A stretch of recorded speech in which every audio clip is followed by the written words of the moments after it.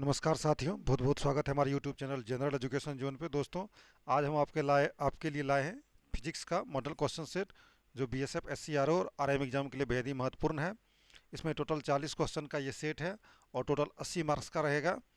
और फिजिक्स ही एक important role अदा करता है एससीआरओ एग्जाम में। तो अगर आप चैनल पर नए हैं, चैनल को सब्सक्राइब कर लें और बेल आइकन को दबाएं, ताकि सबसे पहले वीडियो की नोटिफिकेशन आपको मिले। वीडियो को लाइक और शेयर जरूर करें और एक प्यारा सा कमेंट जरूर करें अंत में। चलिए आज का वीडियो शुरू करते हैं। पहला क्वेश्चन है, एक चालक में टीजेआई धारा जिस गति से चलती है वह लगभग है। The speed at A which TJ current travels in a conductor is nearly. अब टीजे करेंट क्या है, इसके बारे में आपको पढ़ना बहुत ही ज़रूरी है। अभी उतना डिटेल में आपको ना बताते हुए इसका ऑप्शन बता देते हैं, क्योंकि एग्जाम में पूछा जा चुका है। तो पहला ऑप्शन हो जाएगा, पहला का ए हो जाएगा 3/104 मीटर प्रति सेकेंड। मीटर प्रति second, S power minus one को मतलब हुआ मीटर पर सेकेंड। ठीक है। नेक्स्ट है, पृथ्वी की तेजिया 64,000 किलोमीटर और जी उसका ग्रेविटेशनल फोर्स है वो है 10 मीटर पर सेकेंड। जो जी का मान है 10 मीटर पर सेकेंड स्क्वायर है। कर्म में 5 किलो के शरीर का वजन शून्य पर होता है। भूमध्य रेखा पृथ्वी की कोणीय गति है।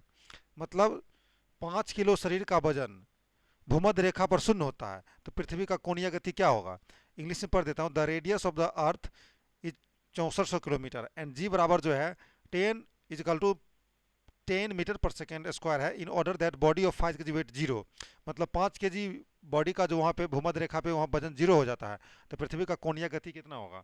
तो पृथ्वी का कोणीय गति हो जाएगा 1/800 रेडियस पर सेकेंड होगा, रेडियन पर सेकेंड होगा। ठीक है। कोणीय आपको पता होना कि कौन को जो है ना, कोणीय एंगुलर कौन को रेडियन में नापते हैं, तो हो जाएगा 1/100 रेडियन पर सेकेंड। नेक्स्ट क्वेश्चन देख लेते हैं। नेक्स्ट क्वेश्चन कहता है, एक मिसाइल को प्लाइन वेग से कम वेग से प्रक्षेपित किया जाता है। इसकी गतिज और कार्य का स्थितिज ऊर्जा क्या होगा। आपको पता होगा कि प्लाइन वेग से जब किसी भी वस्तु को हम फेंकते हैं तो वो पृथ्वी पर लौट के नहीं आता है वापस, वो अंतरिक्ष में चला जाता है। तो प्लाइन वेग से कम में प्रक्षेपित किया जाता है, तो उसका स्थितिज ऊर्जा जो होता है, काइनेटिक पोटेंशियल एनर्जी का मान कितना होगा। तो उसका हो जाएगा नकारात्मक होगा, सकारात्मक शून्य या सकारात्मक या नकारात्मक हो सकता है। तो इसका होगा नकारात्मक, मतलब क्या होगा, निगेटिव होगा। काइनेटिक एनर्जी का मान निगेटिव होगा। ठीक है। नेक्स्ट है, नीचे कण द्वारा अनुरेखित दूरी समय वक्र है। इस प्रकार का एक वक्र दिया गया है। ये डिस्टेंस और टाइम का जो है वक्र है। ये है डिस्टेंस और ये है टाइम। अधिकतम तत्कालिक क्या है, बिंदु के चारों ओर कण का वेग। मतलब अधिकतम बिंदु के चारों ओर कण का वेग, तत्कालिक वेग क्या होगा। Below is the distance time curve traced by the particles. What is the maximum instantaneous velocity of the particle around the point. देखिए, आपको इंग्लिश में जो क्वेश्चन ही सही माना जाता है, हिंदी वाला थोड़ा जो है आप हिंदी में मतलब ट्रांसलेशन में उल्टा पुल्टा हो जाता है। ठीक है। तो अगर आपको हिंदी में इंग्लिश नहीं पता चले तो इंग्लिश वाला क्वेश्चन जरूर समझें। एक एक कण है जो डिस्टेंस और टाइम का ये ग्राफ दिया हुआ है।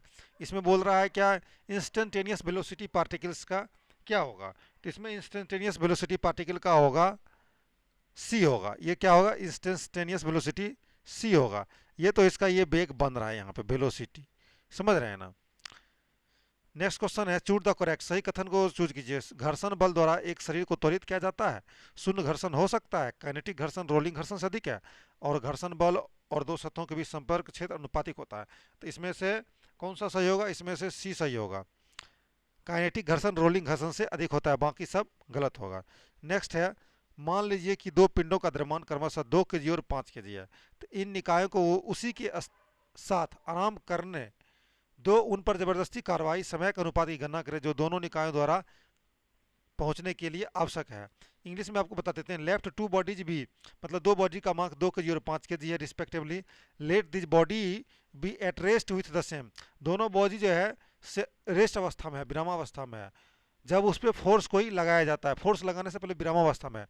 Calculate the ratio of times that is required by both the bodies to reach the final velocity. तो उसका टाइम कैलकुलेट निकालना है। तो आप इसमें फार्मूला निकाल के इसका टाइम निकालें। मैं आपको इसमें डिटेल में बताऊंगा तो ज़्यादा वीडियो लंबा बढ़ जाएगा। अगर आपको नहीं बनता है, कोई फार्मूला जानना चाहते हैं, तो मैं इसका अगले वीडियो में पूरा एनालिसिस करके आपको बता दूंगा, स्पेशली इस क्वेश्चन के लिए। ठीक है। तो इसका हो जाएगा छठा के 2:5।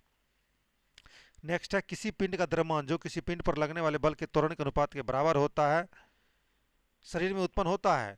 अगर किसी पिंड का द्रव्यमान जो पिंड पर लगने वाले बल के त्वरण के अनुपात के बराबर होता है तो शरीर में क्या उत्पन्न होता है? गुरुत्वाकर्षण द्रव्यमान, विद्युत चुंबकीय द्रव्यमान, अंतरिक्ष द्रव्यमान, आंतरिक द्रव्यमान और जड़त्वीय द्रव्यमान। तो ये हो जाएगा इसमें 7 का डी, द इनर्शिया मास मतलब जड़त्वीय द्रव्यमान। नेक्स्ट है if the length of the wire is reduce to half then it can hold the, मतलब वायर का जो है लेंथ जो है रिड्यूस किया जाता है, तो रिड्यूस करके रखा जाता है, तो उसे हम क्या कहते हैं? Same load on off the fourth load, half load या डबल लोड। तो उसको हम बोलते हैं जब यदि किसी तार की लंबाई घटाकर आधी कर दी जाती है, तो उसको मान लीजिए कोई तार की लंबाई ये है और उसको जो है घटा के आधी कर जाता है, तो उसमें क्या परिवर्तन होगा? तो उसका हो जाएगा सेम लोड, उसका भार तो सेम रहेगा, लेकिन अब बोलिएगा सर भार कैसे सेम होगा जब लंबाई आधी कर दिए? भाई इसको पिघला के जो है इसकी लंबा था तो इसको ये कर दिया गया, छोटा कर दिया गया, समझ गए ना? नेक्स्ट है हुक्स के नियम, according to Hooke's law of electricity if stress is increase then the ratio of stress is to strain. मतलब बोल रहा है हुक के नियम के अनुसार अगर स्ट्रेस, स्ट्रेस मतलब क्या हो गया? प्रतिबल। स्ट्रेस सॉरी इसमें स्ट्रेस अगर बढ़ाया जाता है तो स्ट्रेस और स्ट्रेन का अनुपात क्या होगा?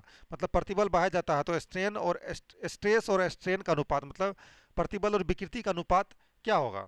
तो इसमें हो जाएगा रिमेन्स कांस्टेंट, ये कांस्टेंट रहेगा हुक्स के नियम के अनुसार। पक्का हुक्स का नियम पढ़िएगा आप। नेक्स्ट क्वेश्चन है the displacement y of particle executing periodic motion is given by y बराबर 4 cos square t by 2 sine 1000 t। This expression में be consider to be result of superposition of the following numbers of harmonic motion. Harmonic motion में इसका जो है superposition निकालना है, तो इसका सुपरपोजिशन हो जाएगा हार्मोनिक मोशन में 3 हो जाएगा, ठीक है। नेक्स्ट क्वेश्चन है how many different resistance are possible with two equal resistance, मतलब दो समान प्रतिरोधों के साथ कितने भिन्न प्रतिरोध संभव है? दो समान प्रतिरोध है तो उसके साथ कितने भिन्न भिन्न प्रतिरोध हम लगा सकते हैं, संभव है? तो वो है आपका 11 का भी 3 प्रतिरोध और हम लगा सकते हैं समान प्रतिरोध में, ठीक है। मतलब दो समान प्रतिरोधों के साथ कितने भिन्न भिन्न प्रतिरोध संभव है? तो 3 भिन्न भिन्न प्रतिरोध संभव है। नेक्स्ट है consider two object a disc and a sphere that has the same radius but different masses. कह रहा है टू ऑब्जेक्ट है, a disc a sphere that has the same radius, मतलब टू ऑब्जेक्ट है उस डिस्क टाइप का, ठीक है, और a sphere that has the same radius, इसका डिस्क और रेडियस दो ऑब्जेक्ट है जिसका रेडियस दोनों का सेम है लेकिन मास जिसका द्रव्यमान अलग अलग है। Roll on the two inclined planes, मतलब दो इंक्लाइंड इस प्रकार का इंक्लाइंड प्लेन्स है, इस पे रोल किया जाता है, लुढ़काया जाता है सेम एल्टीट्यूड एंड लेंथ से out of two object which on get to bottom to the plane first. मतलब दोनों सेम मास, मतलब बोल रहा है कि एक जो है डिस्क है और स्फीयर है, दोनों का रेडियस सेम है लेकिन जो है उसका मास डिफरेंस है। तो सबसे पहले अगर इस पर लुढ़काया जाता है तो सबसे पहले धरती पर कौन गिरेगा? तो वो धरती पे सबसे पहले गिरेगा स्फीयर गिरेगा, क्योंकि स्फीयर में मास ज़्यादा होगा डिस्क के मुकाबले, ठीक है। नेक्स्ट है एक पिंड का कोणीय संवेग L है और इसकी गतिज ऊर्जा आधी हो जाती है, तो इसकी कोणीय गति क्या होगी?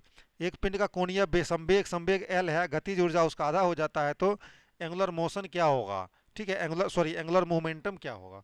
तो उसका एंगुलर मोमेंटम हो जाएगा L/2। नेक्स्ट है झुकाव के साथ समतल के केंद्र में लुढ़कने वाले गोले का त्वरण क्या है?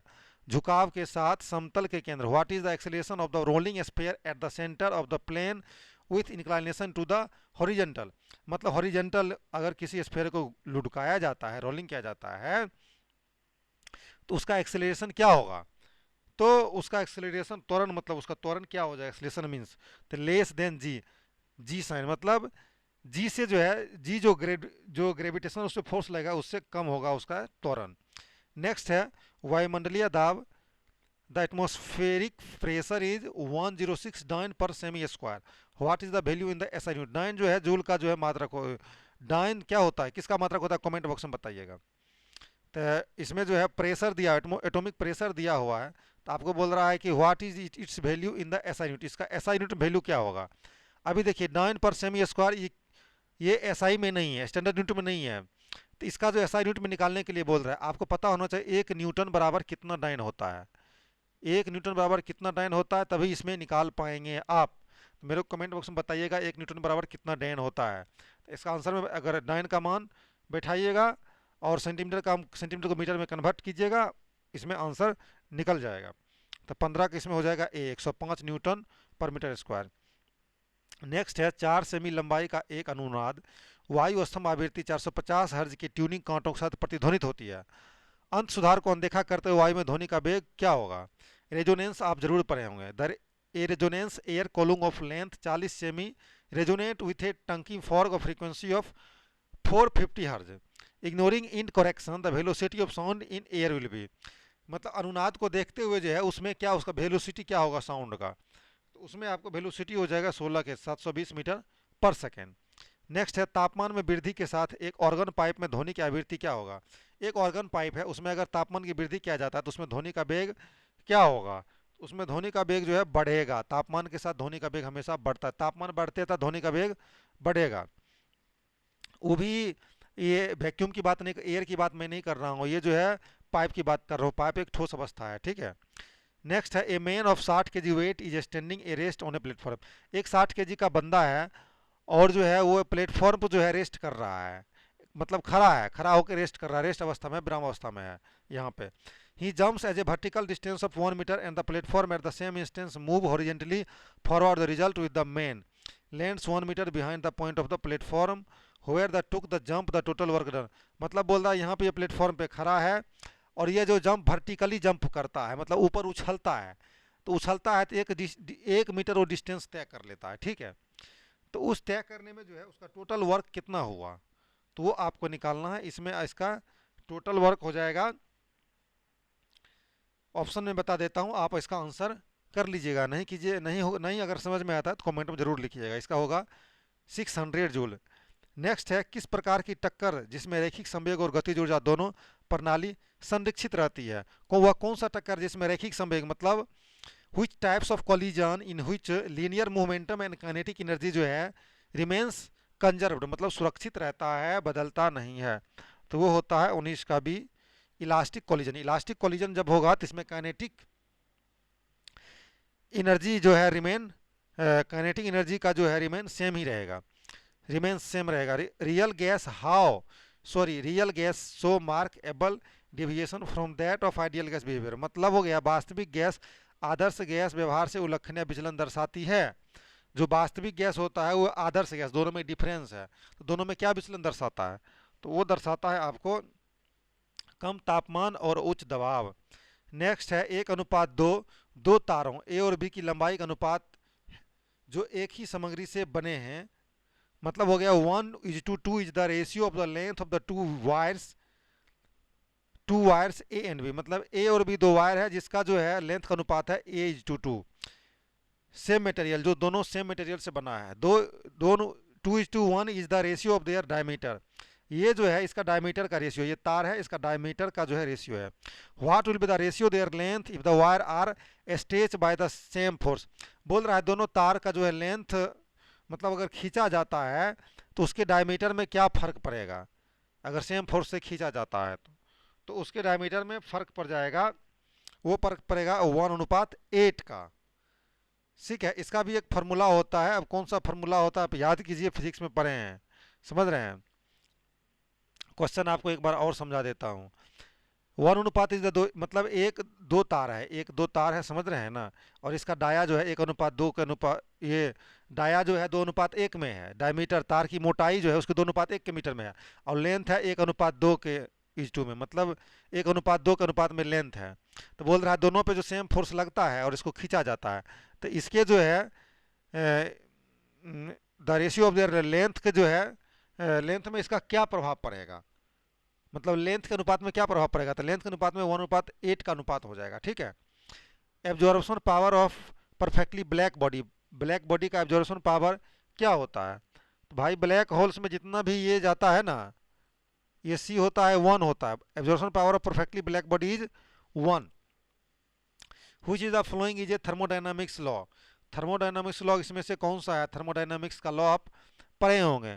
तो थर्मोडायनामिक्स का लॉ इसमें है ideal gas law of thermodynamics. ये है ideal gas law of thermo, ideal gas का जो लॉ है वो थर्मोडायनामिक्स का नियम कहता है, वही नियम है। नेक्स्ट है ठंडे पिंड से गर्म पिंडों में ऊष्मा अनायास नहीं प्रवाहित होती है। निम्नलिखित में कौन से ऊष्मा प्रावैविक कानून यह कहता है? बोल रहा है कि heat does not spontaneously flow from a colder body to hotter body. मतलब आपको नियम पढ़े होंगे कि जो गर्म बॉडी होता है हमेशा ठंडा बॉडी में अपना हीट ट्रांसफर करता है। ठीक है, which of the following one of the thermodynamics, ये किस नियम के कारण होता है, किस नियम के कारण ये आप पढ़े हैं? तो ये होता है सेकेंड लॉ ऑफ थर्मोडायनामिक्स के सेकेंड लॉ के कारण जो है गर्म शरीर जो हमेशा ठंडा बॉडी में अपना हीट ट्रांसफर करता है। नेक्स्ट है which of the following is an application of thermodynamics. Thermodynamics का कौन सा इसमें application? Refrigerator, gas compression, power plants, all of maintain. तो इसमें हो जाएगा आपको थर्मोडायनामिक्स का ये पावर प्लांट जो है थर्मोडायनामिक्स के नियम पे आधारित है। नेक्स्ट है a current carrying coil is placed in uniform magnetic field. एक एक जो है कॉइल है, ये कॉइल है और इसको कहाँ रखा जाता है? जहाँ पे जो है करंट प्रवाहित किया जाता है वहाँ पे रखा जाता है। In the coils turn through an angle, इस कॉइल को जो है थीटा एंगल में टर्न कर दिया जाता है। Then the torque is directly proportional, then इसका टॉर्क क्या हो जाएगा? तो इसका टॉर्क डायरेक्टली प्रोपोर्शनल हो जाएगा, किसका हो जाएगा? तो इसका हो जाएगा कॉट थीटा का। किसका हो जाएगा? सॉरी, ये कॉट थीटा का नहीं होगा, ये हो जाएगा कॉस थीटा का। किसका हो जाएगा? कॉस थीटा का। नेक्स्ट है 27, स्पर्श रेखा गैल्वेनोमीटर की संवेदनशीलता को बढ़ाकर बढ़ाया जा सकता है। मतलब the sensitivity of tangent galvanometer को, टेंजेंट गैल्वेनोमीटर का सेंसिटिविटी कैसे हम बढ़ा सकते हैं? तो वो हम बढ़ा सकते हैं द एक्सटर्नल मैग्नेटिक फील्ड, मतलब बाहरी चुंबकीय क्षेत्र से हम टेंजेंट गैल्वेनोमीटर की सेंसिटिविटी को हम बढ़ा सकते हैं। ऑप्शन नंबर बी सही होगा। नेक्स्ट है एक अनुचुंबकीय पदार्थ की पारगम्यता है, मतलब पारामैग्नेटिक सब्सटेंस कौन है इसमें? द पारा ये एक अनुचुंबकीय पदार्थ की पारगम्यता क्या है? तो पारगम्यता हो जाएगा बहुत बड़ा, नकारात्मक, एकता से कम, छोटा लेकिन एकता से अधिक। तो अनुचुंबकीय पदार्थ की पारगम्यता हो जाएगा 28 का डी हो जाएगा, छोटा लेकिन एकता से अधिक। निम्नलिखित में से कौन विद्युत क्षेत्र की इकाई है? विद्युत क्षेत्र की इकाई कौन है ये आप कमेंट बॉक्स में बताएंगे, इसका मैं नहीं बताऊंगा आंसर, बहुत ही आसान है। आयामी का सूत्र है, मतलब dimensional formula, the dimensional formula of आयाम। आयाम का जो है डायमेंशनल फार्मूला इसमें क्या होगा? इसमें आयाम का एम्पलीट्यूड जिसको बोलते हैं, ठीक है, तो इसमें डायमेंशनल फार्मूला हो जाएगा 30 का सी एम एल पर पावर 0 टी पर पावर -2 ए पर पावर -1 हो जाएगा। नेक्स्ट है जेड दिशा में एक समान विद्युत क्षेत्र पर विचार करें जब जो है क्षमता एक स्थिर है। Consider a uniform electric field में जो है जेड डायरेक्शन में यूनिफॉर्म इलेक्ट्रिक फील्ड में पोटेंशियल लीजिए कौन, जब पोटेंशियल कांस्टेंट हो तो इसमें क्या कौन सा सही होगा? तो इसमें आपको सही हो जाएगा, सभी सही होगा, ठीक है। जेड के लिए किसी भी एक्स के लिए, किसी दिए गए जेड के लिए, किसी भी वाई के लिए सब सही होगा इसमें।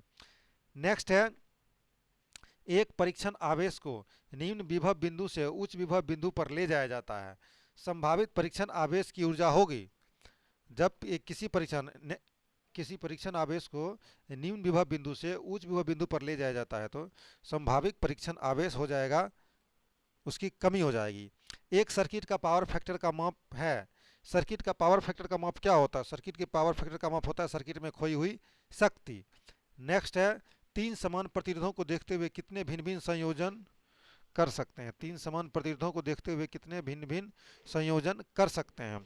तो इसमें हम कर सकते हैं 4 संयोजन। तीन समान प्रतिरोधों को, जब मान लीजिए तीन समान प्रतिरोध 1 2 3 है ए बी सी डी, तो इसमें कितने संयोजन हम कर सकते हैं? तो इसमें 4 संयोजन कर सकते हैं।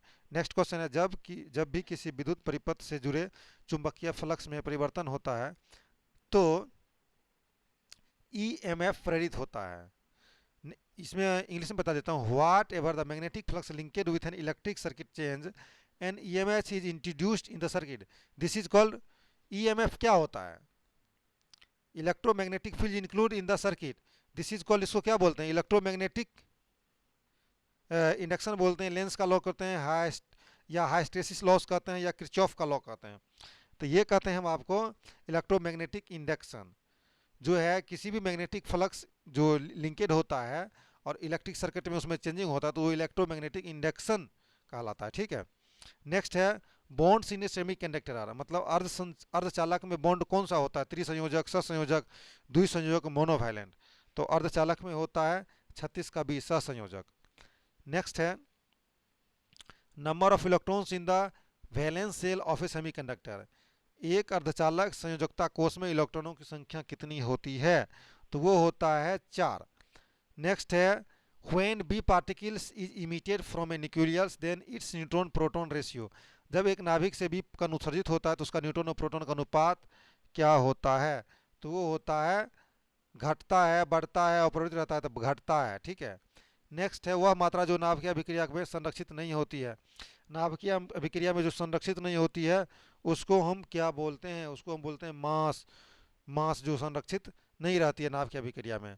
नेक्स्ट है प्रोटॉन और अल्फा कणों में समान डिबॉगरी तरंगदैर्घ्य होता है, दोनों के लिए क्या समान है,